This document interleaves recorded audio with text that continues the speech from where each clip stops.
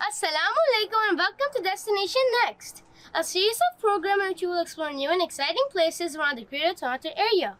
I'm your host Bilal Tahir, but I'm not the only one on this exciting journey. With me, I have my fellow explorers. And you are watching Destination Next. A new destination, with fascination. We'll go exploring a new creation. See to feel Earth, travel around the world. See to feel Earth, travel around the world. So here we go, a new destination. Some inspiration, a little agitation. More complication, we'll push our minds for some formulation. We'll go exploring a new destination. Destination Next. In this show, us kids will travel around the GTA to learn about the environment that surrounds us. Exploring is promoted in the Jamaat because in the Holy Quran, Allah had laid great emphasis on traveling. Say, travel in the earth and see how He originated the creation. Then will Allah provide the latter creation. Surely Allah has power over all things. Previously on Destination Next. So by shaking that tail, they're warning. They're saying, I'm venomous. You want to get away from me. So iguanas tend to get really, really big, just like this one that you see here. So we have two alligators here at Reptilia. So this is one of the bird's closest living relatives. So they are descended from the dinosaurs, the birds, and they share an ancestor with the dinosaurs. So we have Toothless and Lou. This one here, that's the girl, her name is Toothless. And you guys were asking how they hunt. They are sit and wait predators as well. They're very stealthy and very sneaky. So, see how still she's sitting? If she was out in the wild and she was ready to hunt, she'd put her head just a little bit above the water. Her eyes sit right on the top of her head. Her nose sits right on top of her head. So if she's sneaking up, swimming along a swamp, you will barely even see her. Now, she doesn't hunt people, but she would hunt other things. Maybe some mammals that are coming to the edge of the water to drink, or ducks that were swimming across. Can she still bite us?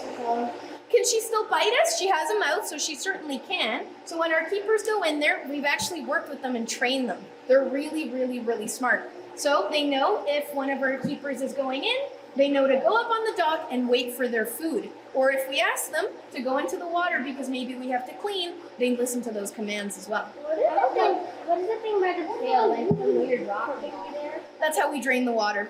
Oh. Yeah. Drain the water. Yeah, there's little drains for the water, so when we go to clean the exhibit, we're not in there with buckets shoveling water out, because that's how we get eaten by alligators. I have a question. Yep. Why are some of his fingers absent? Good observation. So they're just naturally born without an extra claw. Yeah, so she's getting a better look at us. When she's underwater, she has a special eyelid that helps her see, but it's clear. So it's not as easy to see with that eyelid, but so by popping her head up, she can get a better look at us. I thought she thought we were prey for a second. No, she knows very well. Lou and Toothless have been here for a little over 10 years, so they grow pretty quickly. And you can see he's a little bit chunkier than she is, and that's because he's a boy. So we said the snakes, some of the snakes, the girls are bigger. In alligators, the boys are bigger because they have to fight for territory. If there's an area that they think is really good, has lots of food, has great places to breed, they're gonna fight other males. So she's coming over to say hi to him. You guys wanna take a couple steps back and get a good shot of them? And they're actually very cuddly with each other.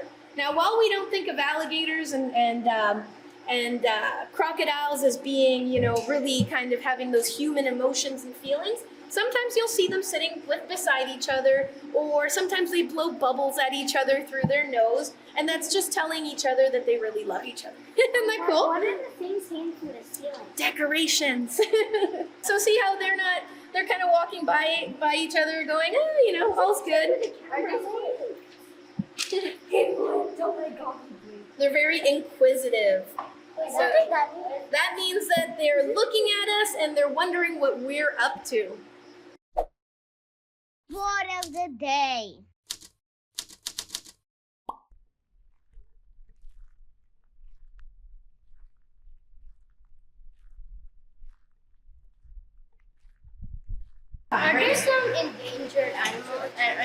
endangered reptiles in here? There are. So because we function as a rescue and a conservation center, we do have some animals that are endangered out in the wild. And the reason they're here at Reptilia is because in the future, we may not see these animals ever again in the wild. So by having them here, we can actually breed them and try to re-release them out into nature to eventually make sure that they survive.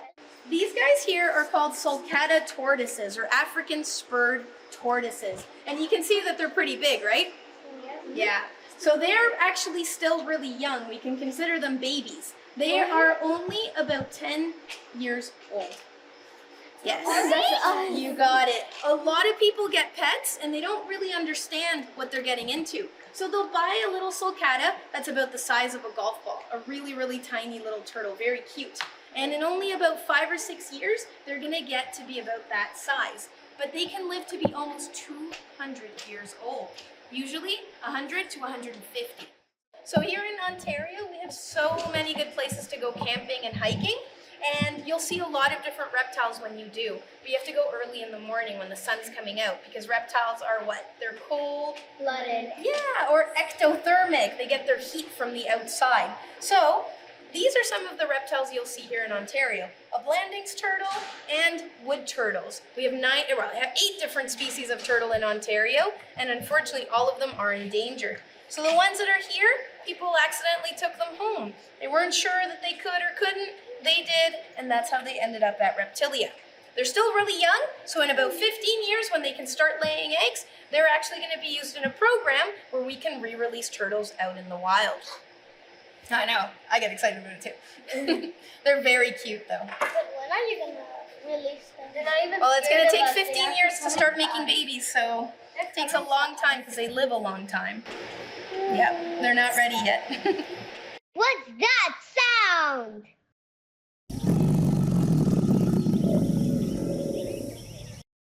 All right, guys, so over here, these are our Nile crocodiles. The big boy that you see at the front, his name is Induna, and he is actually Canada's largest crocodile. He's about 54 years old, and he's about 14 feet long. He's like my dad's age. He's like your dad's age. Is he as big as your dad? How old is he again? Nah, he's bigger, right?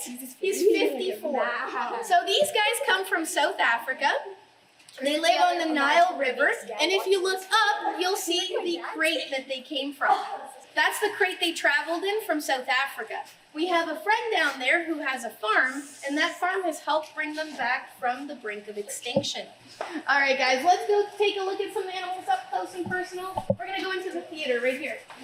All right, guys. So one of my favorite things about working at Reptilia is being able to share some of these stories with you guys. And this is my absolute favorite story. Are you guys ready? Yeah. Awesome. Okay. So this is called a crested gecko, an eyelash crested gecko. Because on the top of his eyes, he almost looks like he has little hairs. They're like little scales that look like eyelashes. So these geckos come all the way from a place called New Caledonia. Have you heard of that place before? No. No, it's a little tiny island off of the coast of the Pacific. So it's not a place a lot of people have heard of. So a long time ago, over 200 years ago, explorers actually went out and they were looking for different things. What do you think explorers were looking for when they got on their boats? They were looking for treasure.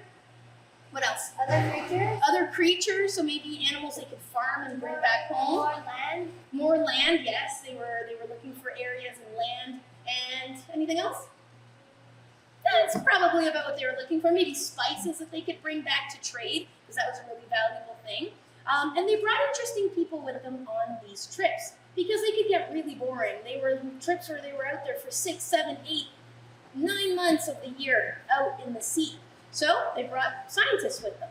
And these scientists knew a lot about animals, and they spent their time collecting and information on different animals. So when the explorers got to New Caledonia, they found these little geckos. So they didn't have phones, they didn't have cameras, so they had to draw pictures of them. So we know that over 200 years ago, they discovered the crested gecko. Now, when I was about your age, scientists went back to look for these animals, and they couldn't find them anywhere. What is it called when we can't find an animal anywhere on the planet? Probably extinction. You got it. We thought they were extinct. So the scientists went out and they did research. They were out in the forests, in the jungles, looking for the animals, looking for these little crested geckos, and they had no luck. They spent weeks and weeks out there. And then on one of the last days that they were there, they thought, you know what, let's keep searching, let's go out at night. So they went out at night, and they actually climbed up to a really, really high elevation where there's really tall trees, and there they found, high up in the trees, little crested geckos. They were hiding. They're nocturnal, and they're really good at camouflage. They look almost like a leaf. So imagine if you're looking for them, and they're sitting nice and still, just like that while he's wiggling, but they're sitting nice and still, you can't spot them absolutely anywhere. Can you make it like change color? Well, that's a good question. So they camouflage, but that doesn't mean that they change colors. Camouflage just means blending in. So by looking like a leaf, he's blending right in. He's camouflaging. Well, he doesn't change his colors or his spots. He's adapted to the environment he comes from. He does look a little bit like the wall. Maybe the leaves are kind of a brownish color out in nature. So very, very similar. So what I'm going to get you guys to do is you're going to put out one hand nice and flat, like a tree. And you're going to keep your hand nice and still. I'll give you guys a chance to hold him. I don't know if I want. This one, his name is Sticky. And that's because he's got little sticky feet. And as you're holding him, you'll feel those sticky pads. It's okay, you don't have to. I'm good. It feels slimy. I'll do it. So a lot of people think that reptiles are going to be wet and slimy and gross, but they're not. They're completely smooth and dry. I'm going to try as well. Can I be Nice and flat, like a picnic table. There you go. Very nice. Stay nice and still. Let's get a good shot. Perfect. Oh, he's so He is cute, isn't he? And he's very soft. fluffy and soft. That's okay. Nice and flat. Like a Really picnic fluffy and table. soft. How does he feel? There you Gotta go. hold him again. Just one. We've got another animal I'm going to bring out. Is it the crocodile or alligator? There you go, guys. Good stuff. Do you guys have any questions for Sticky the gecko? Are they like He's just too fluffy. What's the size they grew up to be? That's it. This is as big as they get. This is an adult. How big are they when they're born? When they're born, they're really cute. They're very tiny. They're about this big, maybe 2 or 3 centimeters. It's pretty. Oh, 2 or 3. Yeah, they're little. They're little. They grow nice and big. So her name is Sticky because she's a really good climber. She can actually climb straight up walls. If this was glass, she'd have no problem going up. Yeah, they're little ninjas. I love it. Awesome, guys. Yeah. I want to ask her. Okay, you have a question to ask Sticky the gecko. Go ahead. What's it like to be a gecko? It's great. It's pretty good to be a gecko. What's that sound?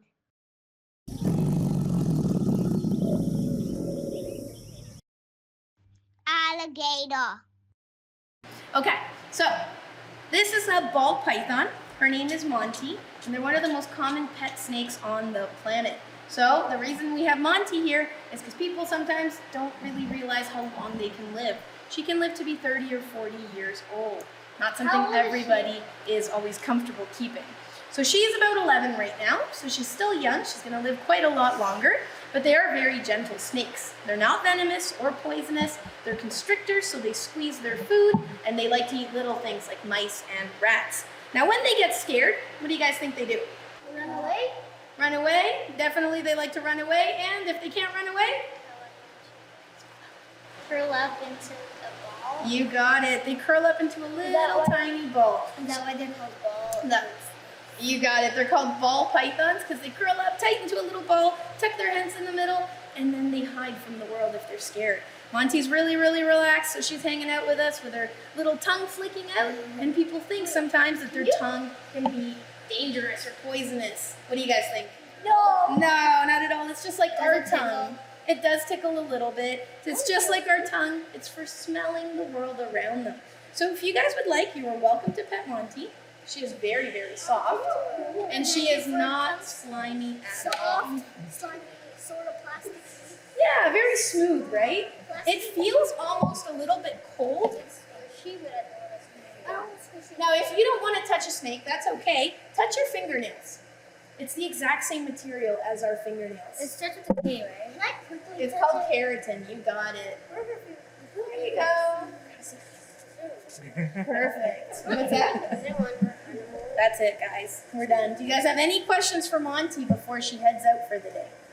Yes. What's it like being a snake? What's it like being a snake? I would say pretty good. You eat once every 2 weeks. Not a lot of food, which is good. Yeah, she doesn't have to worry. It's pretty good, I would say. Yeah. What does Monty have to say? I don't know. What do you have to say, Monty? I have Nothing. Snakes don't really say a lot of things. Geckos do. But geckos do. Don't they make any sounds? They can. They make hissing and puffing sounds when they're upset. But for the most part, no, they really don't. They communicate by sense of smell more than anything. Yeah. Thank you, Sam, for teaching us about reptiles. You're very welcome. Thank you for joining us today. Join us again on Destination Next! Hafiz! Next time on Destination Next. Wow, is it really cold? Now this is what I've been waiting for. But the one unique thing that Islam brought was calligraphy, particularly Arabic calligraphy.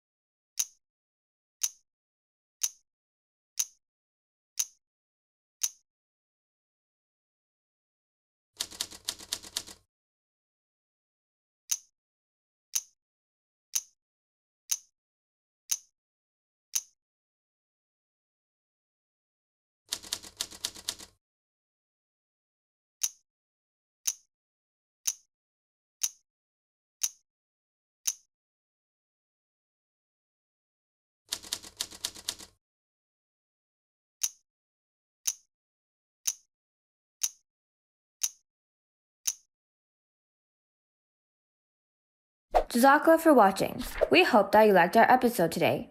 You can also get creative and share with us your pictures and drawings for a chance to win Destination Next souvenir. Also, tell us where you'd like to explore next on Twitter and Instagram at MTA Canada. We look forward to hearing from you.